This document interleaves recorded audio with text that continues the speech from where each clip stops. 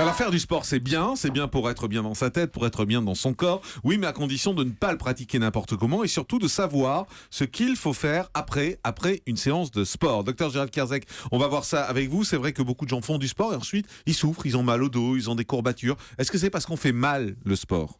Oui, où on arrête l'effort un peu de manière violente. Quand je disais que les anglo-saxons disaient qu'il y a vraiment la phase d'échauffement, on connaît tous, mais il y a aussi l'atterrissage qui doit se faire en douceur et notamment on n'arrête pas l'effort sportif comme ça d'une minute à l'autre. C'est-à-dire que si vous avez fait un jogging, vous avez le cœur qui palpite à 160 par minute et puis boum, vous allez arrêter d'un coup, eh bien c'est pas bon. Il faut arrêter progressivement pour le cœur, pour les muscles. Donc il va falloir marcher et passer d'un effort intensif à une marche rapide, puis une marche qui va diminuer et qui va permettre de s'arrêter tranquillement. Mais ça fait partie de l'arrêt de l'effort progressif et c'est important pour que l'organisme, au même titre qu'il s'échauffe et il doit s'habituer à augmenter, à monter en régime, c'est comme un moteur. Eh bien le moteur, on ne l'arrête pas non plus, on laisse tourner un peu au ralenti.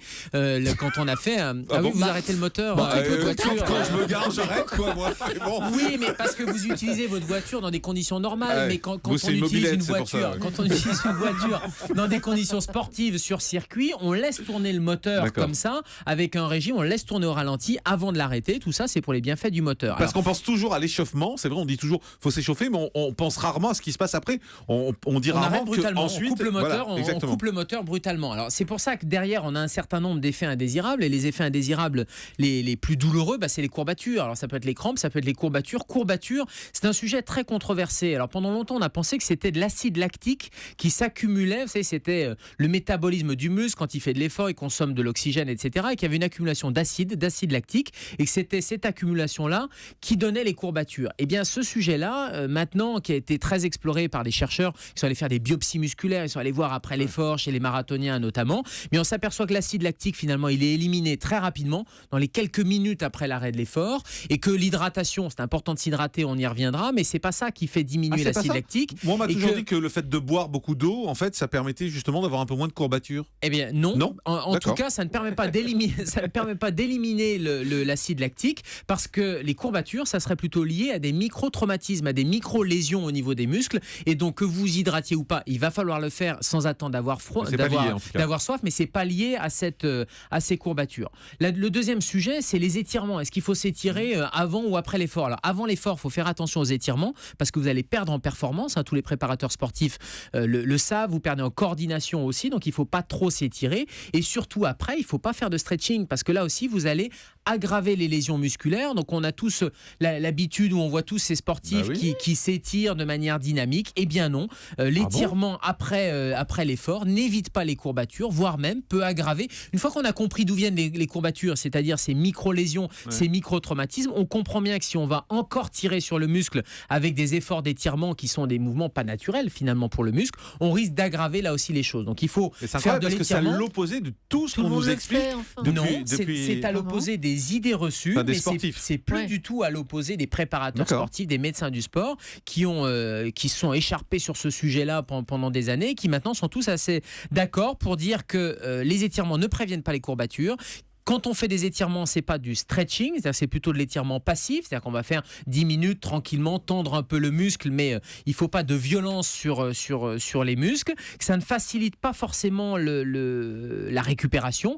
Donc c'est de l'étirement, mais vraiment dans un cadre qui est très limité, et ça se fait 10-20 minutes tranquillement après l'effort, et surtout, c'est arrêter l'effort progressivement. C'est ça le message clé. Mais alors, moi j'ai une question de quelqu'un qui fait pas beaucoup de sport, c'est de se dire, est-ce que le fait que ce soit vous dites que finalement les douleurs qu'on a, c'est des micro-lésions.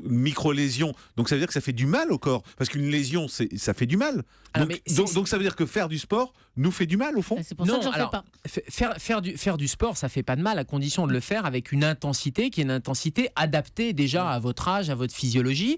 Et puis le marathon, parce il y a le marathon là, il y a quelques jours à Paris par exemple, 42 km, tout le monde s'accorde à dire que les effets sont probablement plus néfaste que bénéfique sur la santé. Quand vous prenez toutes les études, et notamment les études tissulaires chez les marathoniens, quand on est allé faire des biopsies musculaires et qu'on regarde l'état des muscles après un marathon, mais c'est catastrophique pour les fibres musculaires, parce que ce sont des lésions, des traumatismes, des hématomes à l'intérieur du muscle, donc c'est pas bon du tout pour l'organisme. Et quand on dit de faire du sport, c'est plutôt de l'activité physique. Vous savez, on confond souvent le sport avec l'activité physique, et quand on dit qu'il faut reprendre une activité ou qu'il faut lutter contre la sédentarité, c'est plutôt de la marche, c'est plutôt des efforts qui sont modérés, et c'est pas du tout de l'effort sportif violent, et c'est pas du tout des choses extrêmes. Et physiologiquement, j'allais dire, c'est pas le marathon qu'il faut faire, c'est plutôt des distances beaucoup plus courtes, et la marche rapide serait beaucoup plus intéressante que d'aller faire du jogging, par exemple, de manière violente, voire addictive. Ouais, c'est intéressant d'avoir un médecin là-dessus et un regard professionnel. Isabelle Quenin, pour le regard amateur. Oui, exactement. Mais juste une question, quand on fait un sport, on fait travailler ses muscles d'une certaine façon. Et moi, j'ai toujours cru que les étirements permettaient de faire travailler son muscle d'une autre façon, ce qui soulageait un peu la crispation qui avait eu lieu dans la pratique donc de la marche. En fait, que l'étirement ne faisait pas travailler le muscle de la même façon. Donc là, on pouvait atténuer les micro-lésions. Alors, ça le fait pas. Elle a étiré sa question, hein, Isabelle. Ça le fait pas travailler de la même façon, parce que ça fait bouger les muscles dans les deux sens. Dans les deux sens, Isabelle, elle a raison. C'est-à-dire que ça fait bouger les muscles antagoniste et agoniste, c'est-à-dire ça fait la contraction et la décontraction. Mais ça va avoir un effet indésirable important, c'est que ça gêne la coordination. Et il y a de très belles études faites chez des sportifs qui montraient que ça diminuait la performance parce que ça diminue la coordination du muscle, parce que du coup le muscle, on veut le faire travailler pour un effort dans un seul sens, et là vous allez perturber un petit peu les signaux. En revanche, c'est très bon pour améliorer la souplesse, la relaxation, mais là encore, ça veut dire que l'effort de l'étirement, ça doit pas être un effort, ça doit être plutôt une relaxation, et plutôt en douceur et plutôt de manière passive.